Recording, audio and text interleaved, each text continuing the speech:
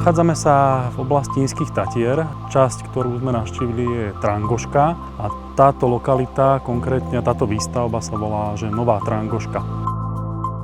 Je to projekt za mňa možno pre troška náročnejšiu klientelu. Zistili sme, že veľký dôraz tu bude kladený hlavne na komfortné bývanie a kvalitnú akustiku v tých priestoroch. My sme sa rozhodli, že teda tu postavíme ten štandard tak vysoko, ako sa len dá s našimi produktami a tomu zodpovedá aj ten produktový mix, ktorý sme tu nakoniec do toho projektu vybrali. Je tu v roku pomerne veľa chladných dní a my sme chceli v tých objektoch získať takú tepelnú pohodu a také malé tepelné straty, aby tieto boli nahradené iba jednoduchými formami kúrenia. V každom z tých apartmánov je ako primárny zdroj malá krbová piecka a ako sekundárny podlahové vykurovanie. Tie náklady na to rekreačné bývanie sú ponížené na minimum. V tom projekte, kde je naozaj kladený dôraz na vysoký akustický štandard, nechcete počuť susedov, keď sem prídete na víkend, alebo keď tu chcete mať svoj pokoj a preto tu pribudol práve ten element tej sílky.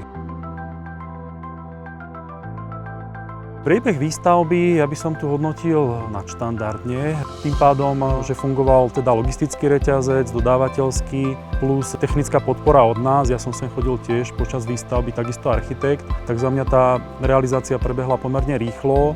Dovolím si povedať, že bez nejakých komplikácií, s minimum odpadov a s veľmi dobrým výsledkom, ktorý nám potvrdil aj teda investor a developer v jednej osobe. Aj to bola práve jedna z tých výhod teda našich materiálov použitých v tomto projekte, že my sme dokázali pomerne presne odhadnúť všetky množstva, ktoré sa tu zabudovali.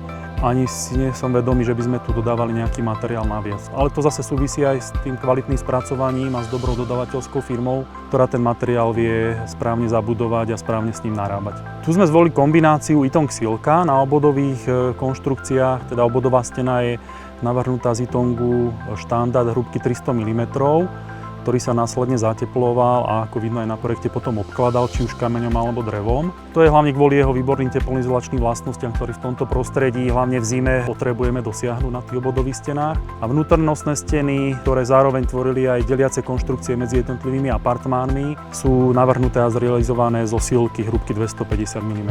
Tá sílka, to je taká akustika bez kompromisov. Tam, kde sme my vyskúšali tú sílku, zabudovali ju, a kde sme prípadne robili nejaké merania, tak nám vždycky vyšli nadštandardné výsledky. Čiže tí zákazníci budú úplne spokojní s tým, ako tá stena alebo ako ten apartmán funguje z hľadiska akustiky.